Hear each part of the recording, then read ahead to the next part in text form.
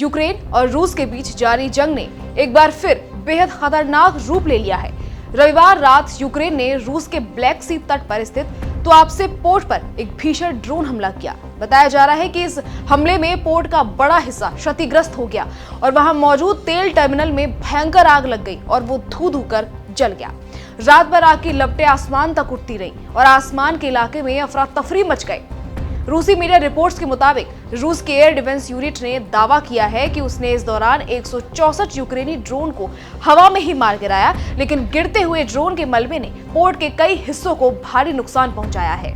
Black सी के किनारे बसा ये पोर्ट रूस के लिए बेहद रणनीतिक रूप से अहम है, क्योंकि यहाँ स्थित है रोसनेफ्ट नियंत्रित तुआप्से ऑयल रिफाइनरी और ऑयल टर्मिनल, जो रूस की ऊर्जा आपूर्ति प्रणाली का महत्वपूर्ण हिस्सा है। हमले के बाद क्रास्नोडोर प्रशासन ने टेलीग्राम पर एक बयान जारी करते हुए कहा कि तुआप्से में ड्रोन हमले का जवाब दिया जा रहा है और राहत और बचाव दल मौके पर तैनात है।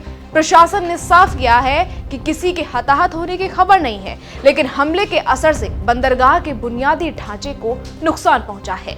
फिलहाल ये साफ नहीं है कि पोर्ट के कौन कौन से हिस्से प्रभावित हुए हैं, लेकिन आग पर काबू पाने की कोशिशें जारी हैं। स्थानीय अधिकारियों ने बताया कि गिरते ड्रोन मलबे की वजह से पोर्ट का इंफ्रास्ट्रक्चर बुरी तरह प्रभावित हुआ है। आग पर काबू पाने के लिए कई फायर यूनिट्स को तैनात किया गया, लेकिन लगातार उठते धुएं और आग की तीव्रता ने राहत कार्यों को मुश्किल बना दिया। तुआप्से बंदरगाह रूस की ऊर्जा सप्लाई चेन का अहम केंद्र है और इसी वजह से इसे यूक्रेनी ड्रोन पहले भी कई बार निशाना बना चुके हैं। रक्षा विशेषज्ञों का मानना है कि यूक्रेन अब जंग को एक नए मोर्चे पर ले जा रहा है। रूस की सीमा पर पारंपरिक लड़ाई के साथ साथ अब यूक्रेन का फोकस रूस की ऊर्जा और रसद व्यवस्था को कमजोर करने पर है। कीव का मोटिव क्लियर है कि रूस की फ्यूल सप्लाई और औद्योगिक ढांचे पर दबाव डालकर उसकी युद्ध क्षमता को कमजोर करना। यही वजह है कि हाल के महीनों में यूक्रेन ने रूस के तेल डिपो, पाइपलाइनों और रिफाइनरियों पर लगातार हमले तेज किए हैं। ये ड्रोन अटैक भी उसी रणनीति का हिस्सा बताया जा रहा है।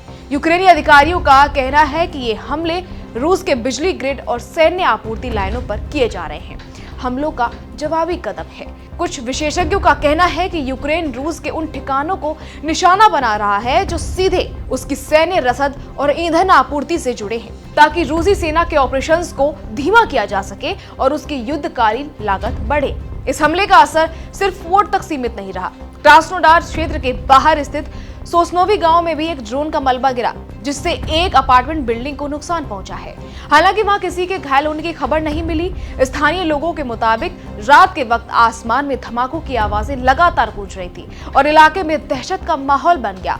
विश्लेषकों का कहना है कि यह हमला रूस के लिए सिर्फ एक नुकसान नहीं है, बल्कि एक चेतावनी भी है कि अब युद्ध की लपटें सीमाओं से बहुत आगे बढ़ चुकी हैं। यूक्रेन जिस तरह से रूस की ऊर्जा संरचना को निशाना बना रहा है, उससे ये जंग अब एक और इकोनॉमिक वॉर के रूप में भी बदलती नजर आ रही है। रूस के लिए ये नुकसान उसकी अर्थव्यवस्था और ईंधन निर्यात प्रणाली दोनों पर असर डाल सकता है। रूस की ओर से अभी तक आधिकारिक रूप से ये साफ नहीं किया गया है कि इस हमले में कितनी क्षति हुई है, लेकिन तुआप्से पोर्ट पर लगी आग और उसके प्रभाव को देखते हुए ये साफ है कि ब्लैक सी क्षेत्र एक बार फिर युद्ध की सीधी रेखा में आ चुका है। ये हमला इस बात का भी संकेत है कि यूक्रेन अब जंग को टेक्नोलॉजिकल वॉरफेयर के जरिए लड़ रहा है। ड्रोन अब यूक्रेन के लिए वही हथियार बन चुके हैं जो कभी मिसाइलें हुआ करती थी, सटीक, घातक और कम लागत वाले। रूस ने भले ही सैकड़ों ड्रोन मार गिराने का दावा किया हो, लेकिन जिन कुछ ड्रोन ने अपने टारगेट तक पहुंच बनाई, उन्होंने रूस की रणनीतिक संरचना में आग लगा दी है। रविवार रात का यह हमला यूक्रेन और रूस के बीच संघर्ष के नए चरण की शुरुआत के रूप में देखा जा रहा है, जहां अब लड़ाई सिर्फ मैदानों में नहीं, बल्कि रूस की औद्योगिक रीढ़ पर लड़ी जा रही है। आग पर काबू पाने की कोशिशें जारी हैं, लेकिन इस हमले ने रूस के ऊर्जा नेटवर्क को झटका दे दिया है। ब्लैक सी की लपटें अब सिर्फ एक घटना नहीं, बल्कि ये संकेत है कि आने वाले दिनों में ये जंग और भी खतरनाक मोड़ ले सकती है। अब इसको लेकर आप क्या कहेंगे, कमेंट करके बताइएगा।